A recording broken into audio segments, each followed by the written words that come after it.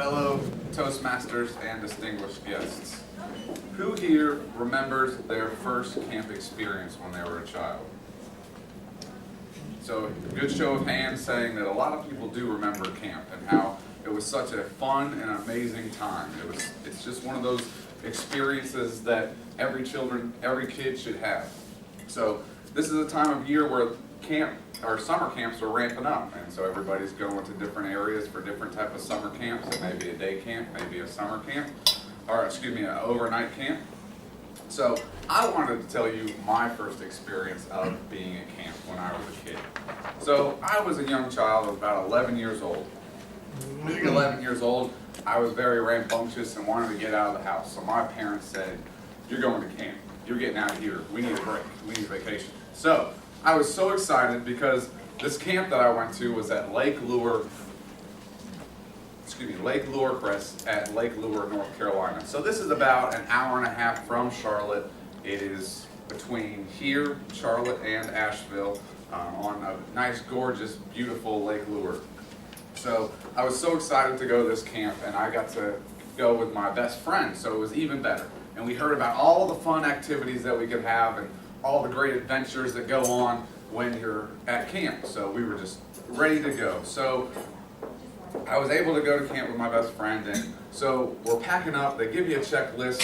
I have my checklist ready, and I'm trying to just cross off everything that I need. I'm putting it in my bag and getting it ready, and I'm just throwing my bag around. But we finally sat on it a couple times and got it all zipped up and ready to go. We put it in the car.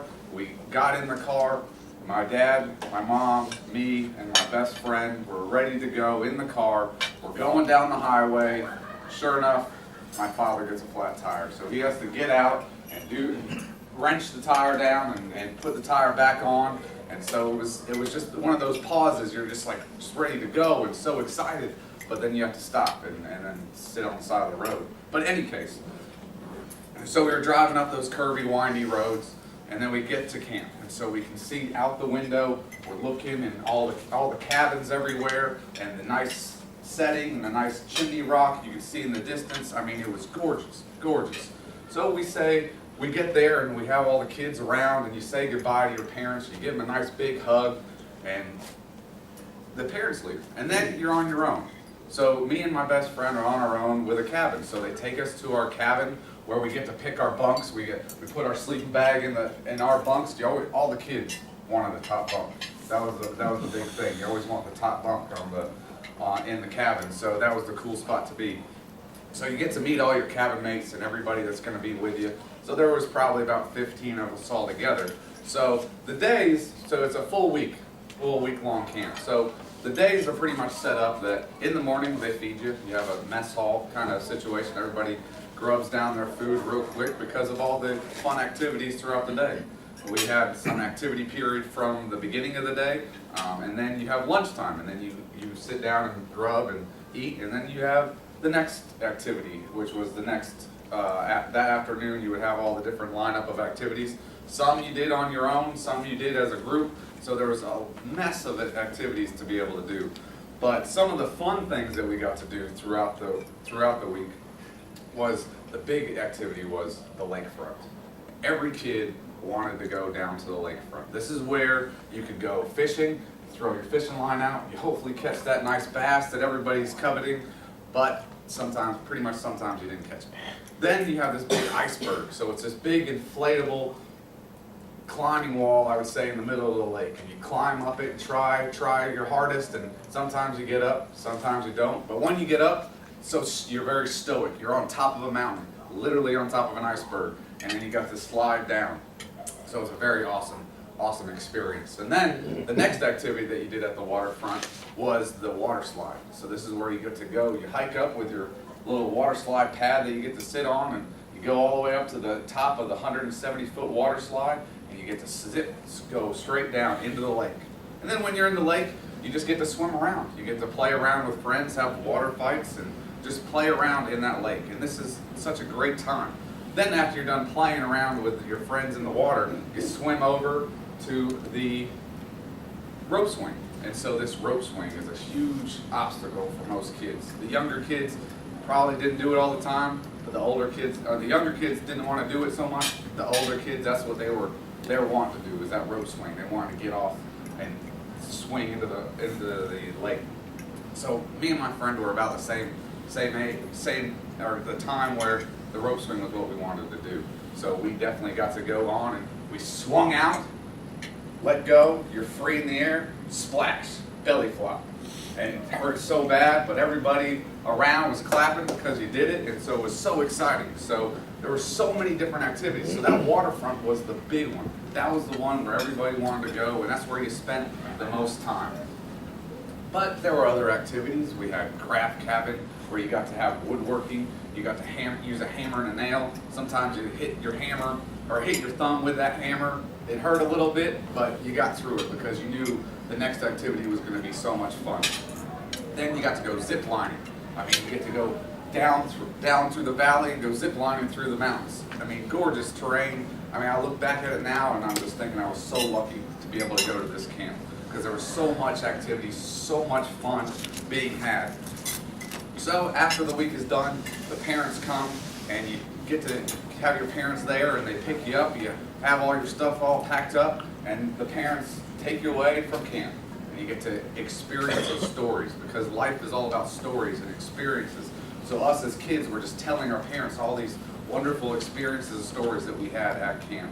And so with that, I encourage anyone that has kids to please send their kids to camp because I think that's one of the most memorable times your children will have. You can flip on the TV, your favorite news channel, your favorite news anchor, and they might be telling you about an impending crisis. A crisis for you, a crisis for your children, but most importantly, a crisis for your children's children. It's true that Social Security is currently not sustainable and for the long term on its current path. If we eliminate some of the rhetoric and hyperbole from the discussion, though, what are the true facts around the current state and the future state of our Social Security system? Now, one great place to get information about this is the annual Social Security Trustees Report. This report is published by the trustees of the Social Security Trust Fund. It's available on the Social Security Administration website, and they also produce a nice summary of that report, which you can access and view online. It's full of numbers, facts, and figures about Social Security, and to be honest, the numbers are astounding. For example, the Social Security Trust Fund, which we've heard talked about so much, that's the fund where taxes collected that are in excess of what are needed to pay benefits are kept, and in the future we may have to draw from to pay benefits. That trust fund is $2.7 trillion with a T dollars today, a fund that we're told is going bankrupt. Now in 2012, the most recent year that they have data in the trustees report, Social Security paid benefits to 57 million Americans. That's about 1 in 6. And total benefits paid that year were about $775 billion. Even Dr. Evil would be impressed. Now the problem, though, that everybody's concerned about, and you should be as well, is that receipts from the taxation of Social Security, or the tax collected by that, were about $55 billion short of what was paid out. Now, one interesting point is that the interest earned on the government securities that that trust fund is invested in did generate enough interest income to overcome the shortfall for now. Nice that somebody's earning some interest on their savings, right? But that's not sustainable forever, and of course the changing demographics in the country compound the problem. Now maybe not in a vibrant community like South Park or Valentine, but across America we know that the population is aging, more and more people are retiring, and the ratio is declining. So today, the Social Security trustees estimate that there's about 3 workers paying into the system for every 1 retiree collecting benefits. By 2035, that number is forecast to drop to about 2 to 1. So what does that mean? What does the future timeline look like for Social Security? Well, a couple of the numbers they'd like to point out are that in 2021, it's expected that we'll no longer be able to fund Social Security purely from tax receipts and from interest. At that point, we'll have to start dipping into that trust fund that I mentioned earlier. In 2033, just a few years after that, it's expected that the trust fund would be empty, zeroed out. All those trillions of dollars paid out in the form of retiree benefits. Then what? Is that the crisis point? Well, the estimation is that Social Security will still be able to pay out about 77% of its benefits at that time. and even 3/4 of benefits through 2087. So as a industry blogger, Michael Kitches points out in his blog, Nerd's Eye View, where he takes a summary of the trustees report, claims that you might hear on TV about the system being broke, insolvent, bankrupt, are a gross overstatement of the actual problem that we're facing. Bankrupt? No. Unfunded? Underfunded? Most likely, yes. What can be done about the problem? These numbers are only if nothing is done to try to fix the solution. There are a few ideas that have floated out there. We won't go in great detail today, but for example, one of them is to increase the amount of dollars in your paycheck that are subject to Social Security tax. Did you know that per the IRS guidelines, the first $117,000 in 2014 are what is subject to the Social Security tax? Now, for a lot of people, that's everything, but if you're fortunate enough to make more than that, every dollar you earn above and beyond $117,000 does not pay anything into the Social Security system. We could change that. We could delay the retirement age to when you can start collecting benefits, or we could make small cuts now to try to avoid more significant cuts down the road. Just a few ideas, not saying that any one is right or wrong. But still, with the system the way it is now, is this really a crisis for you? I would divide the population into 3 groups of people. Maybe you're currently retired, or even if you turn 65 today and you started to collect your Social Security benefit today at age 65. Well, in 2033, when the trust fund runs out of money, you'll be 84, and we could probably say that for most of your retirement, your Social Security benefit will be fully funded. Now, the second group that probably has the most to think about, I would call it near retirees. If you've got 5 to 10 years until retirement, the question for you is, how much are you counting on that full benefit to sustain your entire retirement? Have you made any plans now to overcome that shortfall? Is there enough time to make a plan if you have? And then the third group of individuals, I put myself in that category. If you have more than 20 years to retirement, well, you've certainly got plenty of time to make a contingency plan. And even at that point, you should still have a good amount of Social Security benefit available to you. So to wrap up the situation, Social Security, according to the trustees' report, should be funded through 2033. Beyond that, we should still have 3/4 of the benefit available. And there's still plenty of time to right the ship and do something. Are we in a Social Security crisis? I think that depends on your definition of crisis. I'd like for you to do an exercise with me. I want you to take your forefinger and look at a ceiling tile, and I want you to circle that ceiling tile with your finger going in a clockwise direction. Okay, now gradually, it's still going in the clockwise direction. Move your finger down to just below eye level. Notice the direction of your finger. What direction is it? Clockwise or counterclockwise? Counterclockwise. How did that happen? From going from clockwise to counterclockwise? It's a matter of perception, yes, and perspective. Craig Ballantyne, who was a 1999 World Championship speaker, said that effective presentations are only 10% talent and 90% learned, training, technique. So today, my objective is to help you change your perspective and perception and learn a couple of new techniques to take your speaking skills to that next level. Now, 2 decades ago, I made a transition from management into sales. I learned that I really wasn't cut out at that point in time for management material. And I decided to take on a new venture, which was sales. And the only sales experience I had was in Macy's as a demonstrator for small wares. And I only did that just so I could have sales experience on my resume. Well, it worked. I landed my sales position and landed here in Charlotte for a small food manufacturing company. Now, as I looked at my territory, I covered North Carolina, South Carolina, Virginia, West Virginia, East Tennessee, and Georgia. It was a whopping territory. And I looked at my competitors. One was from Novartis. There were actually 2 sales reps. Novartis is a huge Swiss company, and most of their sales come from the pharmaceutical side. Nonetheless, I was outnumbered, out-resourced. The other competitor was Diamond Crystal, and if you've ever seen those salt and sugar packets on restaurant tables, yeah, their healthcare division was subsidized by those little packets. They had a huge, vast broker network. Again, I was out-resourced. It was kind of like David against Goliath. And I had to figure out how to be successful against all of this out-resourced. So I had two things going for me. Number one, my technical expertise. I was a dietitian. I was selling nutritional products. So I knew the background, the science, the technical part. My competition didn't have that background, so I had instant credibility there. The second thing was that I valued education. I loved to teach. And I figured I could use that as a way to outdo my competition. So in the healthcare industry, for nursing homes and hospitals, which I sold to, they are heavily regulated by the agencies that accredit them.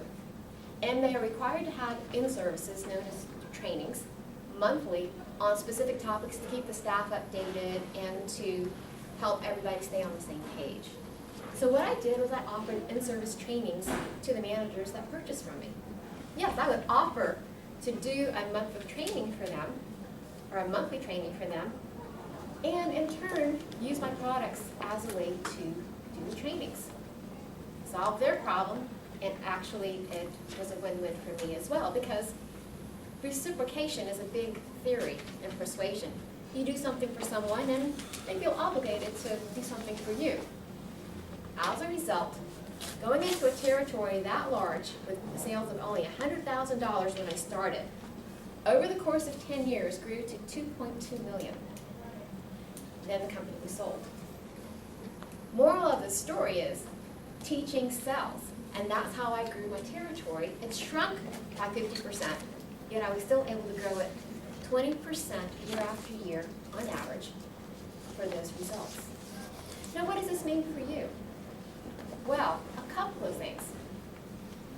I want you to take away from this short presentation. How did I start this presentation? Demonstration. Demonstration, visual. Asking us what happened to our finger when we brought it down. Yeah, I asked the question. All three powerful techniques to engage your audience. The first 30 seconds of your presentation are the most important, because that is when your audience is going to decide to stay with you or to tune you out. Secondly, story. I told you a story about my background. A, to give myself a little bit of credibility with you, but B, probably most importantly, is that to make emotional connection. Because if you're not making an emotional connection with your audience, they're not going to get your message. Thirdly, practice. Over the course of my 10-year career, I delivered presentations at least once a day, if not 2 and maybe 3 times a day. So a lot of practice enabled me to get better as I went along. Dale Carnegie once said, in order to take a good speech and make it a great speech, it takes 10,000 speeches. So I leave you today with those 3 thoughts, and we'll get right on into the rest of our program. Thank you, Mr. Toastmaster. Toastmaster of the day, and thank you for the intro, Kaye, our one distinguished guest, of course, and of course, Doug. When you consider the topic that people pick, and you match it up with their requirement, Doug's requirement was Confident Communication Manual number 5, which was Your Body Speaks. And as soon as I saw the title of his speech, I thought, well, that's pretty smart. I mean, camp. How many things go on at camp? I remember my first day at camp. I remember so much of it. I mean, there's a lot of firsts for us in life, but for some reason, your first day of camp kind of sticks in the back of your mind. And when you consider the requirements, when you go through the manual, what are the things that he needed to do in order to have a successful speech? Talked about his stance, his body movement, facial expression, and eye contact. So really, your body speaks more than just verbally. and then more importantly, how to tie it all in together so that it's natural. And when I consider how Doug delivered it, you know, he certainly had perfect eye contact. I don't think there's a person in the room that could say that at one point or another, Doug didn't look directly at me. I mean, he looked at me several times, and sometimes the people on the ends get ignored. It's easy to sit there and just kind of span back and forth and thinking that you're doing a good job because you're so focused on the contact. There's 2 or 3 people here that he basically ignored. So I was on the entire end to his right. So I knew if he was catching me, I tried to remain cognizant of that. So that was definitely one requirement that I really felt made a big difference. But when you consider what Chanoch said earlier, and how Brian was smart enough in his preparation to pick a word of the day, knowing that there was a chance that we weren't going to have somebody to come here with a word of the day. Preparation is the key to everything. He went through his speech, he recounted in his mind. How many years ago was it that you were on camp? I mean, it was 20 plus years 20, ago. okay, long time. He went through in unbelievable detail a flat tire, winding roads. He talked about winding roads. He talked about jacking up the tire. He talked about from the very beginning when his parents said, "You're going to camp." Whether you like it or not, you're going to camp, pointing right at him. It was body language, it was facial expression. Also, I think tone of voice. As much as it's a verbal part, I think that your tone of voice and how you deliver it with the body language and with the facial expression and with the eye contact, that's the part, I think at the very end of the manual where it says, did he or she successfully bring it all together and make it feel natural? There was no question it was natural. There's no question it was sincere. It was an experience. I think one of the easiest speeches you can give is a story that you experienced because you're just going to recount it in your mind. But to hit all those requirements and do it right, Doug was spot on the money. So congratulations, Doug. Well done. Distinguished guest, and Jeff, let's review some of the learnable things that Jeff did in this speech. Number one, great title. Everybody is concerned about his or her Social Security in the future. We're interested in that topic. So the title pulled us in. Great eye contact. I was really paying attention to that, going around to individuals in the room, spending a few seconds on each individual. That was really wonderful. Great start. As you mentioned, it's a crisis, and again, hand motions for you and your children, making that graphic. And again, a topic that we're all interested in. In addition, you said there's a lot of rhetoric and hyperbole. That shows us at the outset we're dealing with an intelligent and well-educated speaker. Somebody, as Sonja pointed out, are you going to keep our attention? Well, somebody who's intelligent and well-educated, yes, is going to have our attention. So you have the topic, you have the eye contact. That, in addition, certain points that perhaps would have been ambiguous, or maybe people would have heard you properly, like you said, trillion with a T. Very important emphasis. 57 million. Then you said that's 1 in 6. Very important. That gave us a point of reference. Now, there were a lot of statistics and a lot of numbers. I think maybe a little bit much for most of us, especially if we're not professionals. And even though some of them might have been necessary, when you mentioned something like in 2033, there'll be a payout of this many trillion, a more graphic way might be, in 2033, that's less than 20 years from now. And that will really bring the point home. Also, you mentioned what can be done. Now, I think when most of us are listening to a speech on Social Security, we're not really interested in what can be done on the national level that you're coming in as a political consultant. Everyone sitting in the room wants to know, what can you do? So you gave solutions of the $117,000 and more, Social Security tax, the retirement age. I think most people want to know, am I going to get my Social Security or not? Not on a macro level, but on a micro level. And to realize that you mentioned there were 3 groups of people, and you said, are you part of the crisis?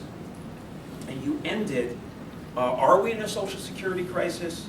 It depends on your definition of crisis. I would shift it around to, it really depends on your age, financial bracket, and many other considerations. And if you are, perhaps to give one or two strategies that we really could walk away with and say, is there a crisis? Yes, perhaps there is. Here's what you can do. That's what your job is. And overall, an unbelievable speech.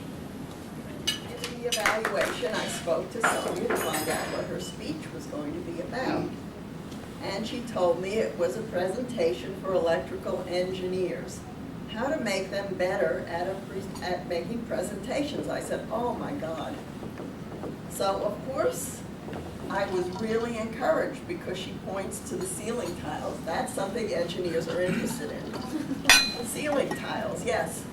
And I knew that she would get their attention. And then she had a little twist about things being different, depending on your perspective. So that was a terrific opening, and I am just astounded at how she was able to get the attention of someone who would be an engineer and segue into her presentation and speech. Where she goes on to there to say that everything is not only your perception, but your perspective. So she gave a way for these engineers to try to relate to other people, which I think is a difficult problem when you are an engineer. And she also, she made my evaluation difficult, because in the end, she summarized all the great points and things that she did. So I'm just reiterating everything she said herself. But I think it's important. She did tell a story about herself, and that was good. I think that's always important. If you can tell a personal story, people can see themselves in you and get involved. I like the idea of the David and Goliath, because we all want to be the David that wins out over the big Goliath. And of course, she told how important it is to find a way to work your way in. When you are selling, you want it to be a win-win.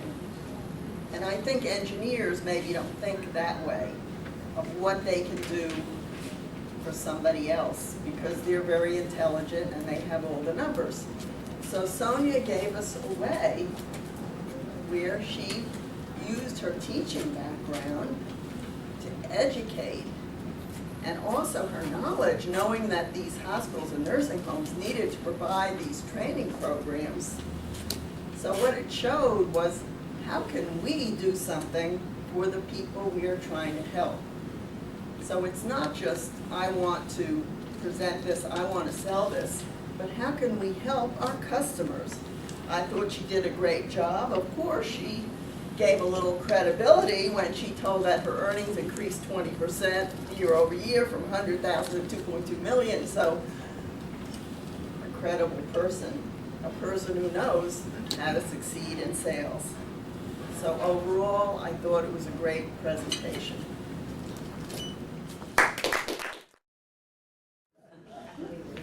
Goodness gracious, the first time, there's so many first times. Oh my heavens. Well, I think I'll have to go to where I am at this point in my life, perhaps. And the first time when I decided to enroll in a doctoral program at Northeastern. You know, not many people, I don't believe, at age 68 decide that they're going to go back to school and go back to school for that type of endeavor. But I think what I learned over the years, one, I'm a late bloomer, and the other is you keep hearing you got to keep that brain working. If you don't keep the brain working, you might as well shut down, you're gone. And I'm not ready to go, so I felt like this was something, it was the right time in my life to take the challenge and look over the doctoral programs in education that were available primarily in the state of North Carolina. However, Northeastern, because I grew up in New England, that kind of pulled me up there, and they had started a regional campus here in Charlotte. 2 years ago. That was exciting to me.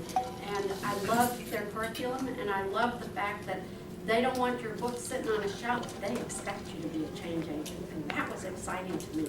So this keeps my brain working, and it is basically a 3-year program, but it may take a little bit longer depending on your dissertation time, and that depends on your assigned committee. When they think you're done, that's when you're done. But primarily, I'm in it for 3 to 4 years. Well, the first time is always very exciting, exhilarating, and you can't forget it. So the next time, I had to wait a little longer to get there, and I had to work a little harder to get there, because this time I was paying for it myself. I had to pay for it myself, and I'm talking about flying on an airplane. When I came to the U.S., I was 13 years old, and when I walked into the plane, I felt that I had just grown about 3 feet. And I sat there, everybody took care of me, everybody was worried to make sure that this kid that was flying with his 2 sisters was doing just fine. The next time though, I had to work and save money to go to Florida on vacation. On spring break, totally different experience, but I enjoyed both. And the fact that I was able to connect the second time with the first time, bring those memories together, made it all very exciting. The best time has to be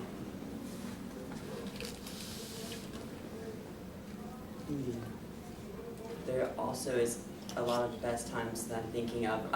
I'm gonna go with the best time has to be the first time I rode Thunder Road in Paramount Carowinds, when it was Paramount Carowinds, and now it's owned by Cedar Park, I believe. And I just remember getting into that roller coaster for the first time and just feeling extremely unsettled, and just getting in, putting down that orange safety bar, sitting back into this seat. I look over to my friend and I'm like, oh, hey, we're really doing this. We're still trying to accept that I'm on a roller coaster, and this is the first time that I've ever ridden a roller coaster. And the cars start to roll out, and it's bumpy because it's a wooden roller coaster. It's not those metal, sleek, smooth rides. And if anybody's ridden Thunder Road before, it jerks all the way to the right if you're on the right side or the left. And it is just already like scary. And then not only is it jerky, going up to the top of the drop is also very bumpy as it's on that chain.